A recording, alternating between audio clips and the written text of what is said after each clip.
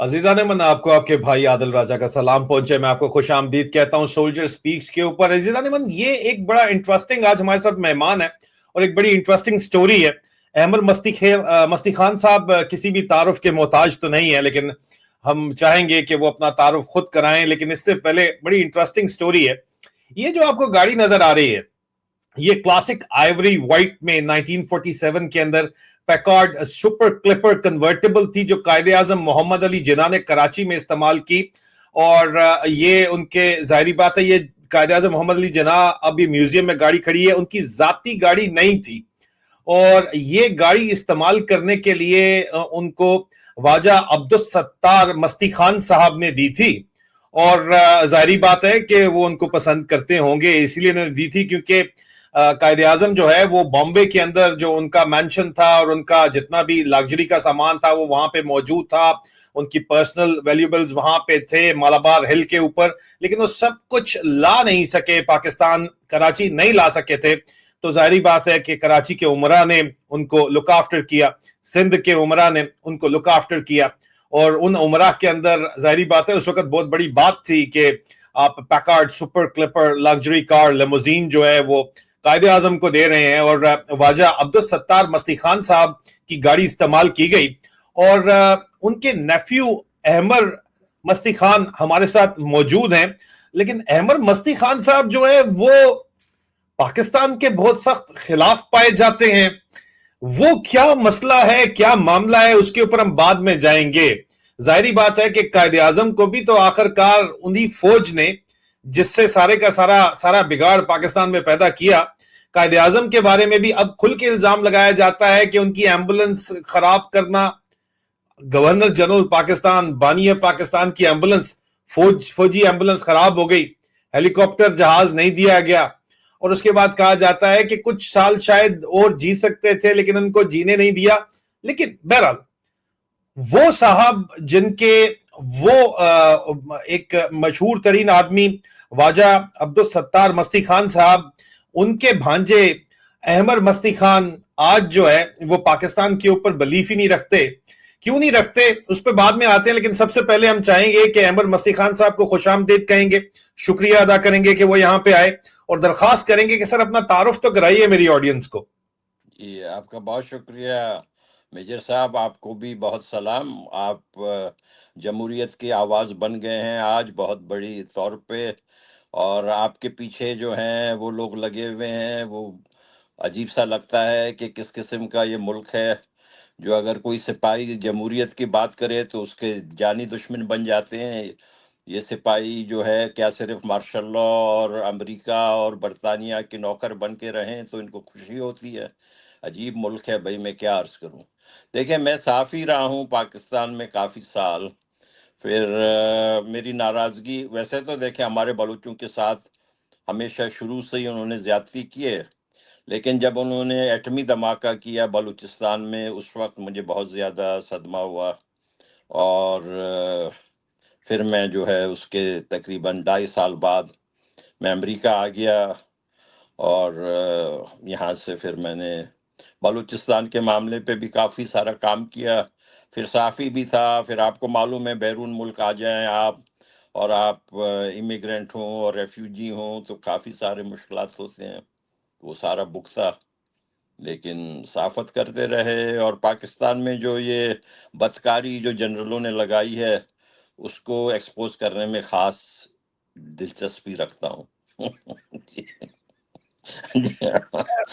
अहमद मसीह खान साहब, एक इससे पहले कि हम गुफ्तगू जो है वो फॉर्मल आगे लेके चलें, पाकिस्तान से आपके क्या गिले हैं और बलूचिस्तान के असल में क्या गिले हैं, क्या कोई हल है या नहीं है, उसके ऊपर चले। मैं एक बात जो है हैरान हूं, आपने भी कहा और मेरा भी ये मानना है कि पाकिस्तान पे जो काबज माफिया है, डाकू डफर अलायंस है, या जो फौजी इस्टेब्लिशमेंट असल में तो शॉट्स कॉल करती है, उसको आपने कहा कि बरतानिया और अमेरिका की जो है वो सरपरस्ती हासिल है।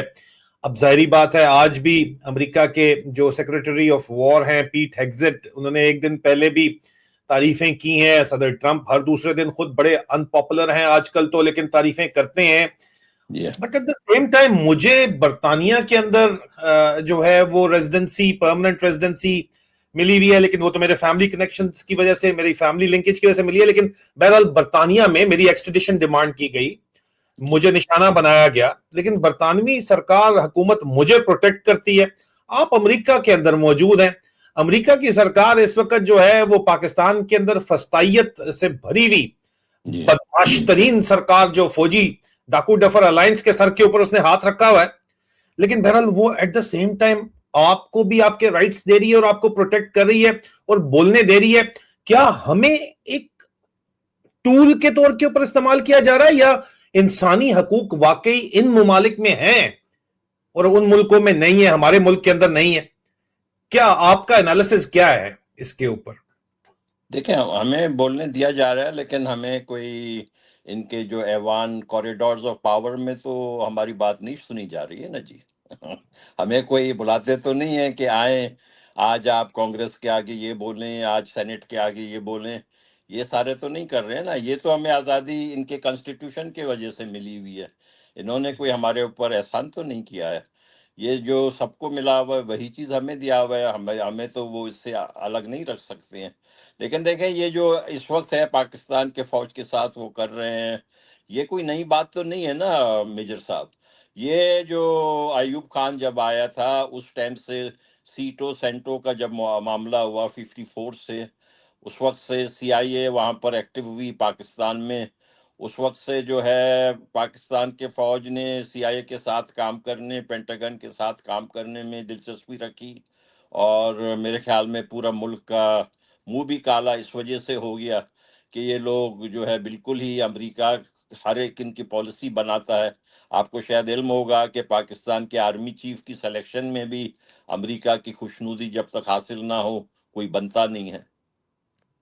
جی وہ بات آپ کی ٹھیک ہے سر، لیکن پھر اس کا حل کیا ہے؟ کیونکہ ظاہری بات ہے کہ ہماری جو فوج کا ایک، میں آپ کو کاؤنٹر نیریٹو دے رہا ہوں، جی کیونکہ وہ یہ ہے، وہ کہتے ہیں کہ جی ہماری ایک ٹرائبل سوسائٹی ہے اور ٹرائبل سوسائٹی کو کنٹرول کرنے کے لیے فورس یوز کرنی پڑتی ہے، جی اور ڈیموکریسی ان کو سوٹ کرتی نہیں ہے. ان کو دے دی ڈیموکریسی تو پتہ نہیں یہ تباہ، اپنے آپ کو تباہ کر لیں گے.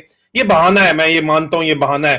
یہ بہانہ ہے بلوچستان اور پاکستان کو لوٹنے کا، اس پہ قبضہ قائم رکھنے کا، اپنے کاروبار چلانے کا.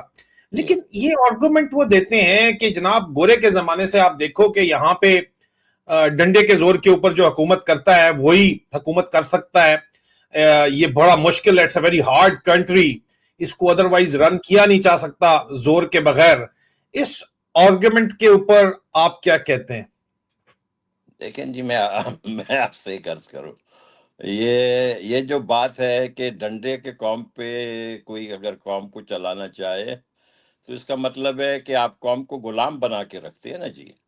میں آپ سے صحیح کہوں میجر صاحب، دیکھیں یہ بات میں نے شاید پہلی مرتبہ 1971 میں آپ کے پنجاب میں بہت بڑے نام تھا ان کا، سیٹ عابد کا بھتیجا جو ہے میرا دوست ہوتا تھا بچپن کا، تو میں نے اس کے منہ سے یہ بات سنی تھی کہ یہ قوم جو ہے ڈنڈے کے زور پہ چلتا ہے.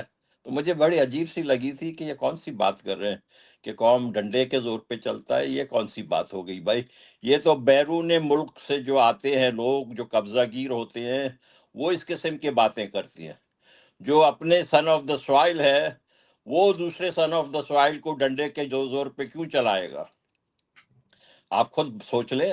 آپ اگر ملک کے اپنے لوگوں کے اوپر پیار کرتے ہیں، ان کے ساتھ ان کے اوپر آپ ان کا احترام کرتے ہیں، ان کے حقوق کو آپ اپنے حقوق کے برابر سمجھتے ہیں، تب آپ تو ان کو بلڈی سویلین نہیں کہیں گے نا جی.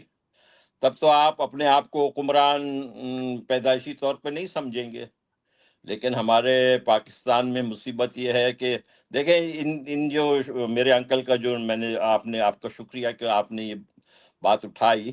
دیکھیں یہ جو انکل تھے، میں آپ کو مزیدار بات بتاؤں. یہ جو جناح صاحب کے چیف باڈی گارڈ تو تھے نا سالار اعلیٰ، ان کے جی ساتھ جو تھے جو عبداللہ حسین ہارون کے بیٹے سعید ہارون، وہ جی ان کے نیچے تھے. اور پھر جو گورنر تھے سندھ کے سب سے پہلے، غلام حسین ہدایت اللہ، اس کے بیٹے تاج، یا اس کو ممتاز بھی کہتے تھے، ہدایت اللہ، وہ دونوں ان کے سبارڈینیٹ تھے میرے انکل کے۔ تو مزیدار ایک بات اور بتاؤں کہ دیکھیں اسی دوران میں 47 میں یہی انکل جو ہے بلوچستان کا ایمبیسیڈر بھی پاکستان میں تھا، اور ہمارے گھر میں کراچی میں جو کراچی کے جو گارڈن ہے، زولوجیکل گارڈن، وہ اس کے پاس جو علاقہ ہوتا تھا وہ قدیمی کراچی کا بہت ایک طریقے سے پوش علاقہ سمجھا جاتا تھا۔ تو وہ اس گھر کے اوپر دیکھیں بلوچستان کا جھنڈا لہرا رہا تھا۔ اس کی وجہ یہ تھی کہ خان آف قلات وہاں پر آئے تھے، اور سندھ کے جتنے بھی بڑے بلوچ تھے نوٹیبلز، ان کا وہاں پر اجلاس ہوا تھا، اور سارے بلوچوں نے یہ متفقہ طور پہ کہا تھا کہ ہمیں پاکستان نہیں چاہیے۔ پھر خان آف قلات نے میرے انکل کو پاکستان میں جو ہے ایمبیسیڈر بنایا، اور ساتھ میں ہی میرے انکل جو ہے جناح صاحب کے جو ہیں گارڈ بھی تھے۔ یہ کیسے ہوا؟ یہ ہوا ایسے کہ اس ٹائم تک، جب تک کہ پاکستان نے فوج کشی مارچ 1948 تک نہیں کی تھی، اس وقت تک بلوچستان اور پاکستان کے بہت قریبی تعلقات تھے۔ تعلقات خراب ہوئے 1940 مارچ 1948 کو، اس سے پہلے ہمارے تعلقات خراب نہیں تھے۔ اس کے بعد سے ہی آپ دیکھ لیں، وہ پہلی مرتبہ وہاں پر فوج کشی ہوئی، اور اس کے بعد سے اب تک آپ دیکھ لیں کسی نہ کسی طور پہ ملٹری آپریشن، ہمارے اچھے اچھے لوگوں کو جو ہے انہوں نے بنگی بنا دیا ہے، اور ہمیں جو ہے کچھ ہی حساب ہی نہیں کرتے ہیں، اور آ کے اپنے جو ہے گھر کے نوکر جو ہیں، جس قسم کے سرفراز بگٹی ہے، جو دیکھیں اس کو کوئی اس کی سپورٹ نہیں ہے، وہ ان کا جو ہے صرف اور کھلائی مخلوق ہے، وہ پیپلز پارٹی کا بھی نہیں ہے، آپ نے اس کو چیف منسٹر بنا دیا۔ یہ کہاں سے ہوتا ہے؟ آپ میجر صاحب آپ خود سوچیں، جب آپ اس قسم سے زیادتیاں کرتے ہیں، پھر آپ کیا سمجھتے ہیں کہ لوگ بیوقوف ہیں، لوگ کیا ہیں؟ یہ کیسے ہو سکتا ہے؟ آپ مجھے بتائیں، دیکھیں عمران خان وہ ایک انڈیپینڈنٹ پالیسی چاہتا تھا، اس نے امریکہ کو تھوڑی سی آنکھ دکھائی، انہوں نے یہ جو ذلیل جنرل ہیں، انہوں نے اس بیچارے کے ایک آنکھ نکال دی۔ یہ کوئی شرافت ہے؟ وہ اس بندے کا قصور کیا ہے؟ اس نے صرف یہ کہا کہ ہمیں ایک انڈیپینڈنٹ پالیسی اپنانی چاہیے، اس میں تو کوئی برائی نہیں ہے، اور انہوں نے اس کو جو ہے ہٹا دیا، بائیڈن سے لے کے ٹرمپ تک۔ دیکھیں بائیڈن نے اس کو ہٹانے میں، جب ٹرمپ آئے تو سب لوگوں کو یہ شاید امید تھی کہ ٹرمپ اس کو تبدیل کرے گا، لیکن ڈیپ سٹیٹ کی پالیسی تو وہی تھی۔ تو امریکن ڈیپ سٹیٹ جو ہے، اس نے عمران خان کو ابھی تک بیچارے کو جیل میں رکھا ہوا ہے، انہی کے خوشنودی کی وجہ سے وہ جیل میں ہے۔ سر مجھے ایک بات بتائیں، کیا آپ کے خیال میں، سب سے پہلے تو آپ کے انکل کی جب آپ کی بات آواز کرتے ہیں، غائب ہو گئی۔ میں ایک منٹ، اچھا معذرت سے تکنیکی وجوہات کی بنا پہ جو ہے وہ درمیان میں ہمارا رابطہ منقطع ہو گیا تھا۔ سر ایک بات بتائیں، کیا آپ اس وقت جو ہے، ظاہری بات ہے کہ آپ کے انکل جو ہے وہ تو، اگر ان کی بات کی جائے خواجہ عبدالستار مسیح خان صاحب کی، تو وہ تو تحریک آزادی پاکستان موومنٹ کے ایکٹیوسٹ تھے، بہت بڑے ایکٹیوسٹ تھے، اور ظاہری بات ہے کہ ان کا ایک بہت بڑا نام ہے۔ آپ کی بات چیت سے لگتا اس وقت یہ ہے کہ آپ کا جو نیریٹو ہے وہ اس وقت پارٹیشن آف انڈیا کے آپ خلاف نظر آتے ہیں، کیا یہ بات صحیح ہے؟ کیا آپ ہندوستان کی تقسیم اور پاکستان کے قیام کے اب آپ کو لگتا ہے کہ غلط یہ کام ہوا تھا، آپ اس کے خلاف ہیں؟ دیکھیں میں آپ سے عرض کروں میجر صاحب، دیکھیں ہمارے زیادہ تر لوگ بٹوارے کے خلاف تھے، اور جب ہم نے دیکھا کہ انگریز بٹوارہ کرے کہیں رہے گا، میں آپ سے عرض کروں، بلوچستان میں گورنر تھے غوث بخش بزنجو، میر غوث بخش بزنجو۔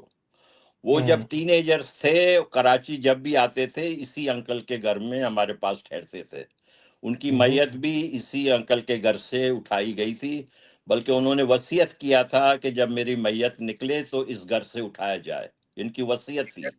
اور وہ جو ہے ماڈرن بلوچ نیشنلزم کے ون آف دا فاؤنڈرز سمجھے جاتے تھے۔ ان سے پہلے تھے نواب مقصی جو ہے، وہ کوئٹہ میں جو زلزلہ آیا تھا 1935 میں، غالباً اسی 31 مئی کی تاریخ تھی شاید، 1935 کو بہت بڑا زلزلہ آیا تھا، اس میں وہ نواب مقصی صاحب جو ہیں وہ انتقال کر گئے، وہ کم عمری میں مر گئے تھے۔ تو اس کے بعد جو سب میں بڑا نام بلوچستان کے نیشنلزم کے حوالے سے آئی تھی وہ غوث بخش بزنجو کا تھا۔ تو دیکھیں انہوں نے تقریر کی تھی دونوں اسمبلی میں، بلوچوں کے اسمبلی ہوتے تھے، جس میں انہوں نے کہا تھا کہ بھئی ہم پاکستان کے بغیر ہم آرام سے ہماری بہتر مستقبل ہوگا۔ یہ تقریر آن دا ریکارڈ ہے۔ یہ ہمارے پاکستان والے جو ہے یہاں وہاں کر دیتے باتوں کو، وہ مناسب نہیں ہے۔ جو بات ہوئی تھی حقیقت اس کو رکھنی چاہیے، پھر اس کے بعد مزید آگے بات ہونی چاہیے۔ پھر جو ہے دیکھیں میں نے ان سے پوچھا، میں نے کہا بھائی آپ تو اتنے بڑے بلوچستان کے انڈیپینڈنس کے آپ چیمپئن تھے، اسی انکل کے گھر میں نے پوچھا ان سے، میں نے کہا بھائی پھر آپ بعد میں تو آپ صرف صوبائی اسمبلی پروونشل اٹانومی پہ آ گئے، تو یہ کیا ہوا، آپ کیوں چینج ہوئے؟ تو انہوں نے کہا کہ بھائی پارٹیشن کے وقت ہم گئے ہندوستان میں، اس وقت ابوالکلام آزاد کانگریس پارٹی کے صدر تھے، ہم ان سے ملے، ہم نے کہا بھائی ہماری مدد کریں ورنہ ہمارے اوپر قبضہ کر لے گا۔ تو پھر ابوالکلام آزاد نے ان کو جواب دیا کہ آپ یہ نہ کریں، آپ یہ مسئلہ اٹھائیں گے تو انگریز کو بہانہ مل جائے گا اور وہ ہندوستان کو پھر ڈیلے کر دے گا اپنی یہاں سے جانا، سمجھ رہے ہیں؟ تو انہوں نے کہا کسی نہ کسی طریقے سے آپ سمجھوتا کر لیں۔ جب بزنجو نے یہ کہا کہ انہوں نے دیکھا کہ ہندوستان ہمارا ساتھ نہیں دے گا، تو ان کو یہ اندازہ تھا کہ دیکھیں اس وقت بھی انگریز یہ پنجاب کی فوج بہت مضبوط بنا کے گیا تھا تو انہوں نے کہا کہ بھئی ہمارے پاس ایسے اتنا طاقت نہیں ہے کہ ہم اس فوج کے ساتھ لڑ سکیں گے، اس وجہ سے وہ صوبائی خود مختاری پہ آ گئے تھے، ورنہ ہم سب کے سب پہلا ہمارا آپشن یہ تھا ایک ہی انڈیا ہو، اگر ایک انڈیا نہیں ہوگا اور اس کا بٹوارا ہوگا تب ہمیں الگ بلوچستان چاہیے۔ تو پھر ٹو نیشن تھیوری کا کیا کانسیپٹ؟ تو سر وہ مین سٹریم تھیوری تھی ہمیشہ سے، دو قومی نظریہ، کہ ہندو اور مسلمان دو الگ قومیں ہیں اور ان کو جو ہے وہ علیحدہ علیحدہ انڈیپینڈنٹ رہنا چاہیے۔ اور ظاہری بات ہے کہ جو کچھ مسلمانوں کے ساتھ کانگریس کے دور حکومت میں جس طرح کا ہمیں تو پاکستان کم از کم مطالعہ پاکستان میں، پاکستان اسٹڈیز میں یہی پڑھایا جاتا ہے، بتایا جاتا ہے کہ مسلمانوں کے ساتھ بہت ظلم و ستم ہوا، اور اگر ادروائز بھی اگر ڈیموکریسی، اتھارٹی کی میجورٹی اور گورنمنٹ ہوتی ہے تو ہندو میجورٹی کے ہوتے ہوئے تو پھر پاکستان مسلمانوں کی گورنمنٹ کبھی بن ہی نہیں سکتی تھی۔ تو پھر دو قومی نظریے کا تو ظاہری بات ہے کہ، اور بلوچستان جو ہے وہ ایک مسلمان صوبہ ہے، تو پھر ظاہری بات ہے کہ ڈونٹ یو تھنک کہ اٹ اونلی میڈ سینس کہ جو ہے یہ پاکستان کو کریٹ کیا جائے دو قومی نظریے کے اوپر؟ دیکھیں نا آپ میجر صاحب، دیکھیں ایک میں چیز آپ سے عرض کروں، ایک تو یہ کہ بھائی یہ جو دو قومی نظریہ جو انگریز نے اس کا بیج بویا تھا، یہ انگریز کی برین چائلڈ تھی، یہ انگریز کی جو ہے دماغ سے یہ چیز نکلا تھا، یہ ان کا ڈیوائڈ اینڈ رول پالیسی کا حصہ تھا۔ دیکھیں ہندو اور مسلمان سائڈ بائی سائڈ جنریشن سے رہتے آئے تھے، آپ کے پنجاب میں، بلوچستان میں، سندھ میں، یعنی پورے انڈیا میں ہر جگہ۔ اب ظاہر ہے کہ اگر ایک ریلیجن والا دوسرے، کہیں نہ کہیں تھوڑی بہت فرکشن ہوتی ہے، جیسے پروٹیسٹنٹ یا کیتھولک میں فرکشن نہیں رہی ہے، اس طریقے سے ہوتی ہے، اس میں کوئی چیز نہیں ہے۔ لیکن یہ کہ صرف انڈیا میں دو قومیں ہیں، ایک مسلمان اور ایک ہندو، یہ دس از نان سینسیکل۔ دیکھیں ہندوستان میں بہت سارے اور مذاہب بھی ہیں، بدھ مت بھی ہیں، سکھ بھی ہیں، جین بھی ہیں، اور مسلمان جو ہے آپ دیکھ لیں بھائی، میجر صاحب آپ مجھے بتائیں پاکستان میں آج کتنے مسلمان ہیں؟ تقریباً 24 کروڑ ہے نا پاکستان میں ایٹ لیسٹ، شاید، جی ٹھیک ہے نا؟ جی بنگلہ دیش میں کتنے مسلمان ہیں؟ تقریباً 20 کروڑ ہے نا جی 20 جی کروڑ۔ اچھا جی انڈیا کے اندر کتنے مسلمان ہیں؟ تقریباً اتنے 20 کروڑ ہے نا جی۔ جی یہ اگر یہ پورا انڈیا ایک ہوتا، اس میں 70 کروڑ مسلمان ہوتے، 70 کروڑ مسلمان کو کون مجھے بتائے؟ آپ مجھے خود بتائیں، دیکھیں آپ بھی جانتے میں بھی جانتا ہوں، ہمارے مسلمان جو ہیں काफी एग्रेसिव होते हैं। इनको कौन भाई, इनको कौन इनके हुकूक ले सकता था? हम बिल्कुल इंडिया में फल फूल सकते थे। ये आप देख लें पाकिस्तान के बाद, भाई अहमदियों के पीछे क्यों लगते हैं? उसको तो चाहिए था कि एक हेरिटेज साइट के तौर पे उनके रबवा को प्रोटेक्ट किया जाता। नहीं भाई, ये गैर मुसलमान है, फिलाना है, ढिमकाना है। फिर जो है शिया और सुन्नी के मसाइल, फिरका वाराना मसाइल मुसलमानों के आपस में, मेरे ख्याल में, देखें मुझे इल्म नहीं है अच्छा पूरा, लेकिन मेरे ख्याल में इंडिया के अंदर इस किस्म के मुसलमानों के माबैन फिरका वाराना मसाइल तो नहीं है जितना कि पाकिस्तान में है। फिर पाकिस्तान के लोगों ने बांग्लादेश के साथ क्या किया? जी देखिए सर, टू नेशन थ्योरी पहले इसके ऊपर आ जाए कि जो अगर तो अंग्रेजों ने बनाई थी और जानबूझ के डिवाइड एंड रूल के फॉर्मूले के तहत, मेरे ख्याल में आप कहना चाह रहे हैं कि बनाई थी कि इनको डिवाइड किया जाए, इनको अलहदा किया जाए, यूनाइटेड इंडिया को रूल करना आसान नहीं होगा पार्टीशन के बाद अमेरिका के लिए पोस्ट सेकेंड वर्ल्ड वॉर में, तो इनको टुकड़ों के अंदर जो है वो आपस के अंदर लड़ा के, इनको आपस में मशगूल रख के लड़ा दिया जाए तो ये ज्यादा बेहतर रहेगा, इनको डिवाइड एंड रूल करना फिर भी रिमोटली। ये बात क्या आप कहना चाह रहे हैं? क्या मैं इसको समराइज ठीक कर रहा हूं? हाँ जी, गलत हुआ है, कोई जरूरत नहीं था। हम तो मुसलमान पूरे हम बेहतर तौर पे आपस में देखें, अगर हम एक इंडिया के अंदर होते तो आपके ख्याल में क्या आज बलोचों और पंजाबियों में इतनी नफरत होती?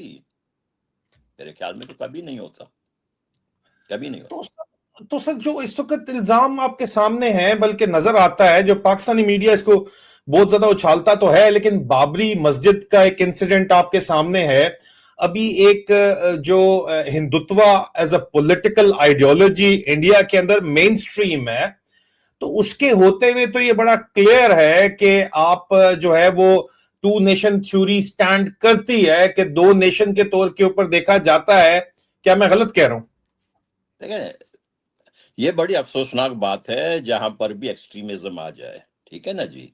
अब एक्सट्रीमिज्म मैं आपसे देखें अर्ज करें, मेजर साहब आपको भी मालूम है हिंदुओं की एक्सट्रीमिज्म जो है ये बहुत पुराना नहीं है, ये नया चीज है।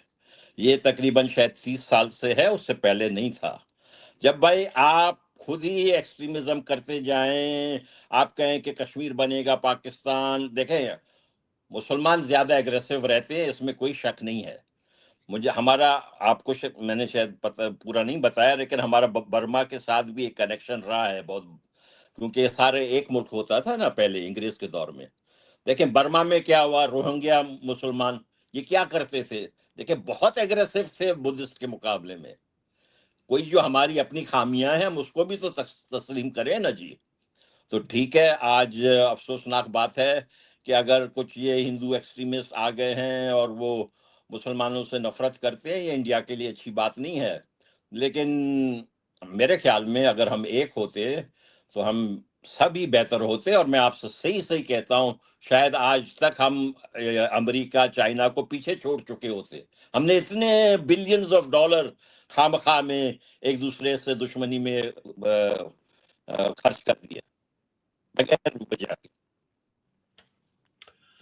ठीक है सर, वो दरमियान में एक चीज मैं क्लैरिफाई कर दें कि आप कह रहे हैं कि आपका पंजाब, मैं पंजाबी नहीं हूं, लेकिन हम पंजाब के अंदर सेटलर जरूर हैं नहीं नहीं, हम लोग। हमारा भी है भाई, हम सब इंसान है सबसे पहले, समझ रहे हैं ना जी। मैं नहीं कहता हूं, मेरा कहने का मतलब है कि जहां से फौज ज्यादा आया है, मुसीबत ये है। देखें हम सब आपस में फिर भी पाकिस्तान बनने के बावजूद भी, मेजर साहब देखें, पाकिस्तान बनने के बावजूद भी शायद हम आपस में सही तरीके से रह सकते अगर ये फौज अपना नाक हर चीज में ना घुसाता।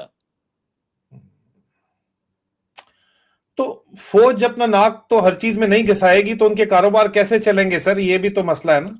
मैं इसका क्या जवाब दूं? मैं आपको ही बताए, आप बेहतर उनको जानते हैं। वो हर जगह जो है, हर जगह अपनी जगह, यार ऐसे ना करें, कुछ छोड़ दे दूसरों को, सिविलियंस को कुछ छोड़े, ये थोड़ी होता है भाई। देखें हमारे जो भी है पंजाब के सिविलियंस से हमारा कोई लड़ाई नहीं है। अब या सिंध के सिविलियन से आपस में सिविलियंस की लड़ाई क्या हो सकती है मुझे बताएं? हम सिविलियन है, वो सिविलियन है, हमारे तरह है।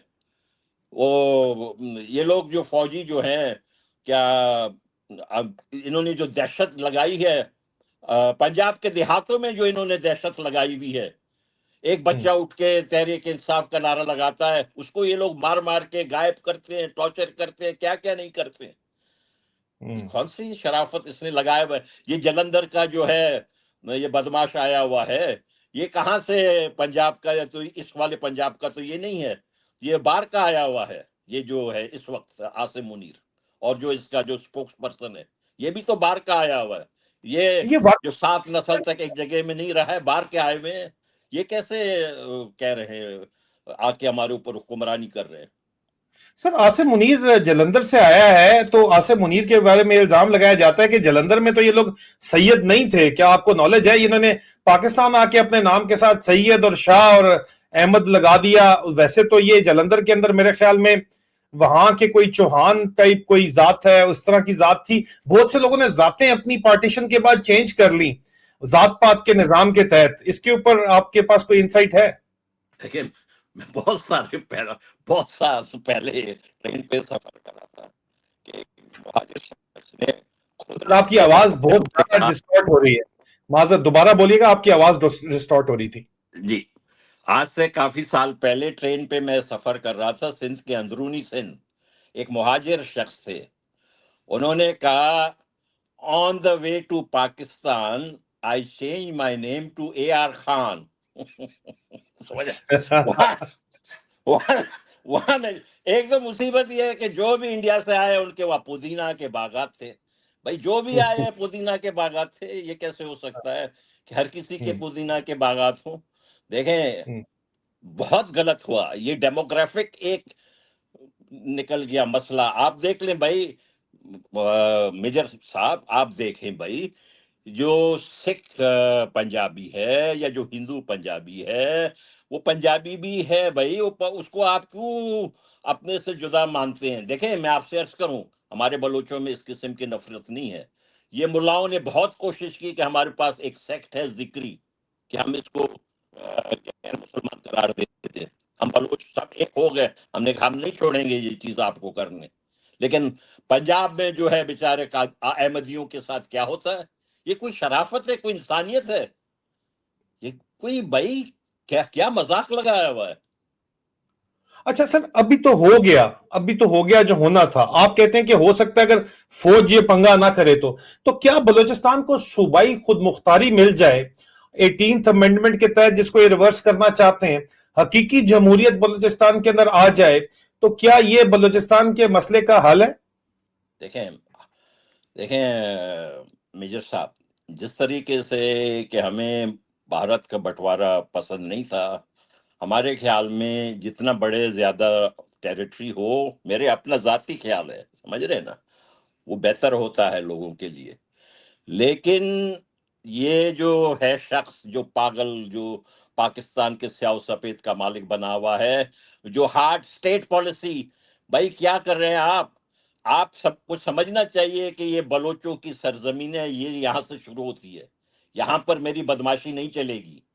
अगर आपने पंजाब में अपनी बदमाशी चलाई वो भी गलत है, लेकिन फिर चलो ठीक है, वो आपका हम जुबान है, वो आपके अपने हैं, आप अपने अपने घर में कुछ कर रहे हैं बदमाशी, लेकिन आप दूसरे के घर में आके फिर बदमाशी करते हैं। देखें, आज हमारे लड़कियां जो हैं, औरतें जो हैं, मुझे उन पे बहुत फख्र है थे वहां पर। आपको तो गुफ्तगू शुरीत करनी चाहिए। आपको तो वहां देखें, बुख्ती साहब को इन्होंने कत्ल किया ना जी, बुख्ती साहब के कत्ल को 21 साल हो गए, 20 साल हो गए, उस वक्त से ये मामला और ज्यादा खराब हुए ना जी। उसके बाद क्या हुआ कि बजाय उसके अपने फैमिली के लोग भी इस सिस्टम में मौजूदा में काम करने के लिए तैयार थे, लेकिन उसके अपने पोते को, गौहराम बुख्ती को जबरदस्ती हराया गया और सरफराज बुख्ती को लाया गया। देखें, इस किस्म से अगर होता है फिर कैसे मुल्क चलेगा? अब धांधली के ऊपर, झूठ के ऊपर, फरेब के ऊपर, गुंडागर्दी के ऊपर मुल्क चलता है क्या? लेकिन वही फिर आपकी बात है कि मेजॉरिटी इज अथॉरिटी। तो मेजॉरिटी अगर फौज के पास है, माजरत, ताकत फौज के पास है, मेजॉरिटी फौज के पास है, फौज में पंजाबियों की मेजॉरिटी है, तो पंजाब की मेजॉरिटी है, और ये पंजाब सेंट्रिक माइंडसेट इस वक्त अगर चला रहा है, ठीक है, हम मानते हैं। लेकिन सर, सरफराज बुख्ती कौन है? اس وقت جو بلوچستان کی پوری سول گورنمنٹ بیٹھی ہوئی ہے اس وقت، وہ لوگ کون ہیں جو فوج کے اندر نوکری کر رہے ہیں؟ بلوچ لوگ نوکری کر رہے ہیں سر، بلوچ قومیں نوکری کر رہی ہیں، زہری بھی ہیں، اس کے اندر آپ کے جو ہے وہ مری بھی ہیں، ٹرائب شامل ہیں، اب تو بگٹی بھی ہیں. تو مجھے آپ یہ بتائیں کہ یہ لوگ ہی تو انیبل کر رہے ہیں اس وقت فوج کی فستائیت کو، بلوچستان کے اوپر بھی اور پاکستان کے اوپر بھی. سندھ میں سندھیوں کو ملا کے یہ کام کیا جا رہا ہے، خیبر پختونخوا میں پختونوں کو ملا کے یہ کام کیا جا رہا ہے. یہ خود براہ راست تو یہاں پہ راج نہیں کر رہے. جس طرح گورا راج کر رہا تھا، برطانوی سامراجی راج تھا، لوکلز کو امپاور کر کے، مختلف عہدے دے کے، کسی کو سر بنا دیا، کسی کو سردار بنا دیا، کتے نہلانے والوں کو زمینیں دے دی، اسی طرح ہی تو یہ نظام چلایا جا رہا ہے. اگر لوکل فیسیلیٹیٹرز بلوچستان میں نہ ہو تو یہ نظام پھر جو ہے وہ تو کھڑا ہی نہیں رہ سکتا.